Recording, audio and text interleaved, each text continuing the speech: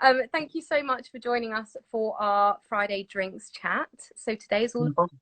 beer, which we all love. So before we get into the all-important topic of beer, can we have like a whistle-stop journey of your career into where you are now and how you got where you are now?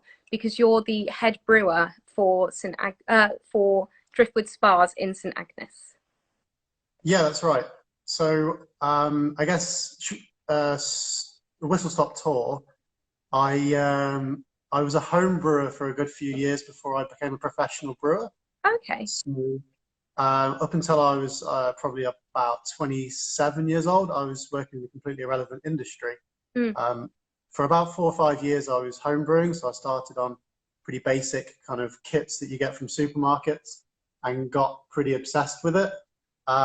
And from there, I decided I wanted to get more commercial experience. So I started volunteering in a few local breweries around the area. I then started studying for the general certificate in brewing.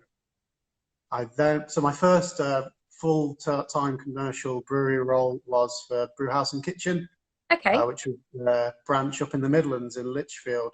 So I went straight in as a head brewer. It was a really small kit, but I somehow managed to talk my way into a role from the off. So I was with those guys for 2 or 3 years.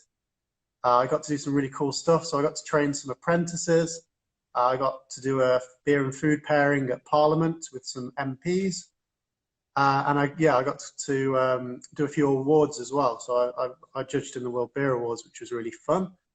Oh, And then the start of this year, a month before lockdown, I moved to Cornwall to work for Driftwood Spars Brewery. So originally I was due to join the head brewer at the time, Pete, and we were going to work together. But unfortunately, Pete passed away in January. So as a result, I took over as the head brewer here. wow, that must be a lot to take on in like such a short space of time as well. What has the brewery been like during this year? Obviously, I'm so sorry to hear your news, and I hope you're all doing okay. So it must have been a crazy year for you guys in terms of the pandemic as well. Has anything changed for you, or have you just been kind of continuing the way that you would have before? It's changed hugely. So we've gone from selling probably around 1,600, 2,000 liters a week down to about 200. Um, so it's been very different. Obviously, there was a period for us where we had to figure out what we were doing anyway, and then the first lockdown happened. So we completely changed our business model into more small pack beers, so mini kegs, bottles, cans. But it was also a fairly good opportunity to really refocus and figure out where we are and where we want to be.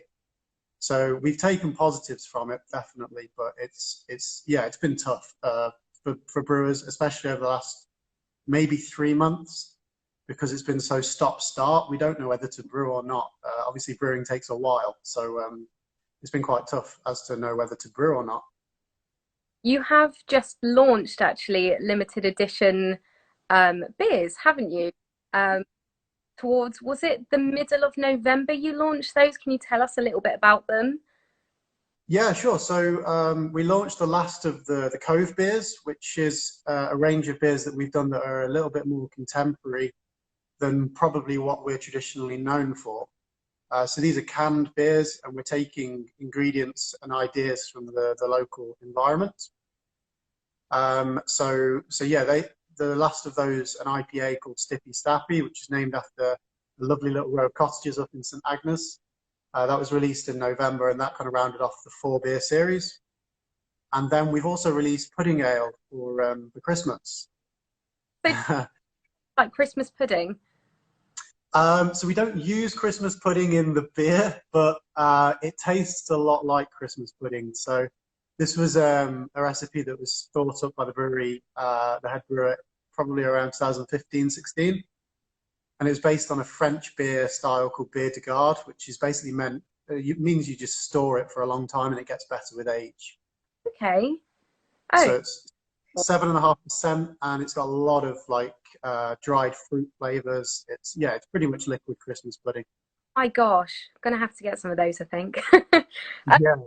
Of anyone kind of maybe wanting to enter the drinks industry, maybe particularly in a brewery or beers and alcohol, how would you recommend getting into that industry?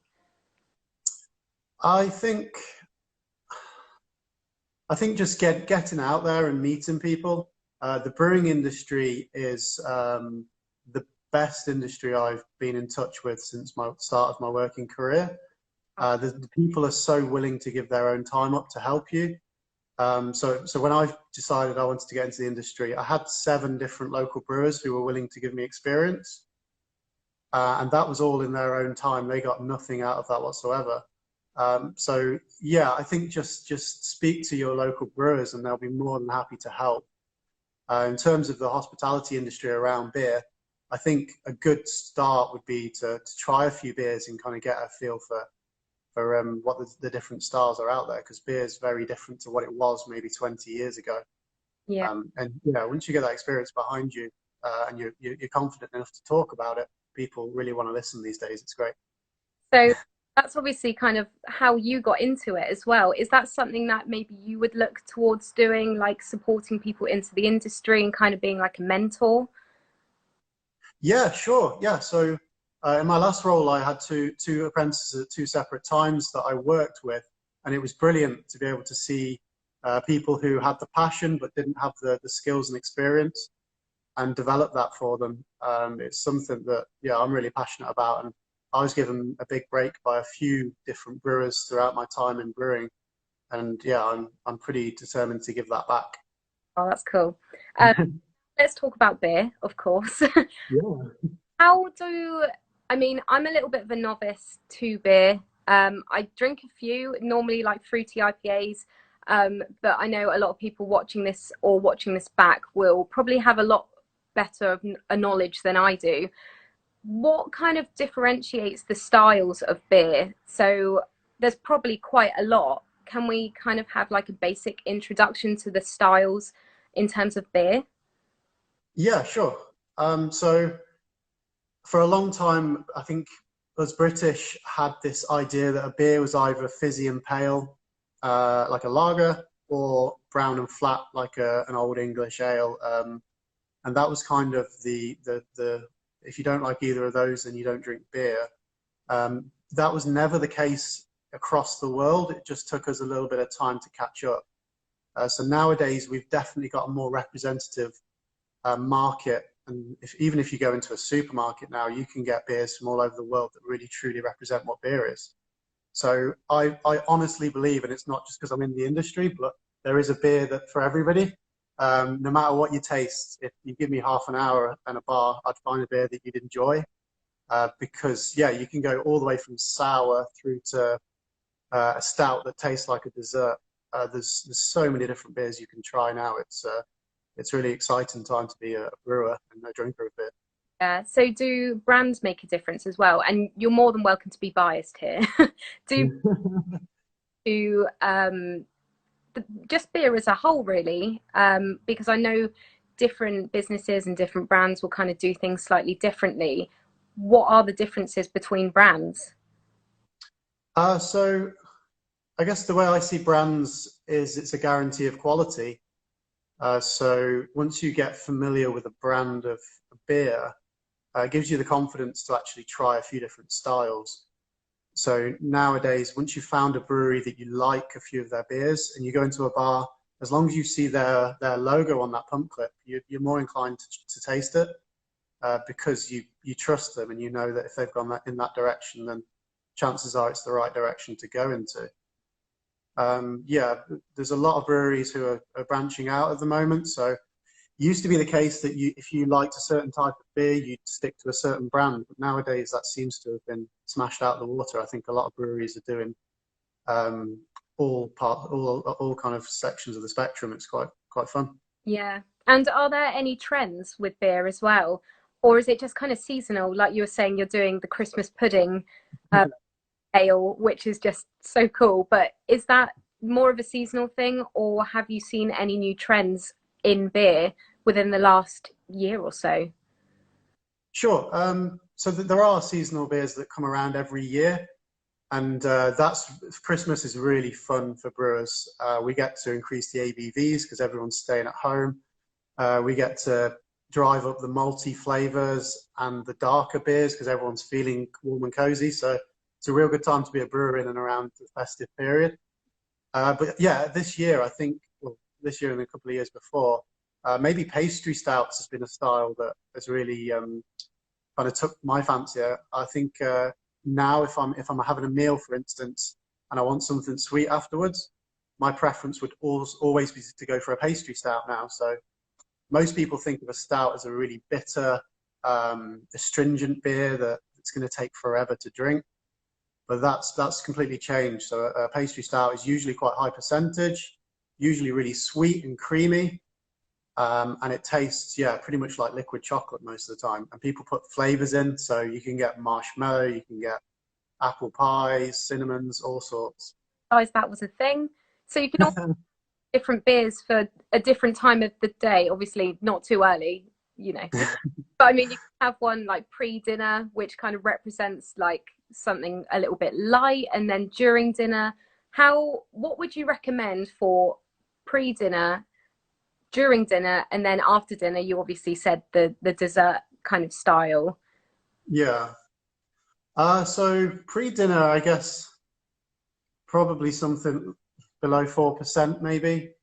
Um, um, yeah, depending on what you like as a person, I'd probably either go with like a lager, so like a pilsner or something like that, or maybe a session bitter if you're into your more bitter, more malty flavors. We could be here all night if I'm going to talk about what beer to pair with food. So yeah, it depends on the food you eat. I think general rule, if you're going to pair beer with food, the most kind of classic option to go with is a nice zesty IPA that cuts through the fats and oils in like anything from curries to fatty meats or anything like that. So yeah, but there's a load you can pair, and people pair beer with food even though they don't realize it. Um, yeah, it's just bringing it to their attention and yeah, giving them some ideas. And that's actually one of the things that we can or already have actually included on our building beer knowledge course.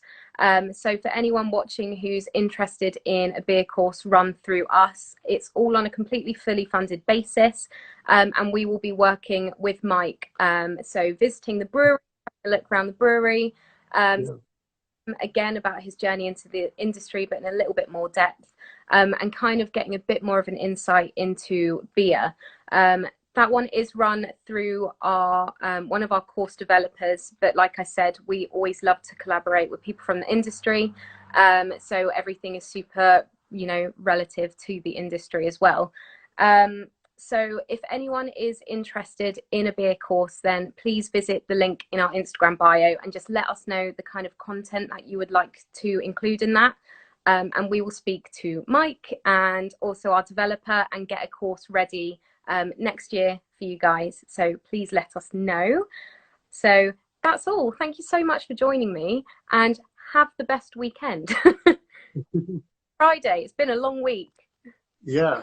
Thank you very much. It's been fun.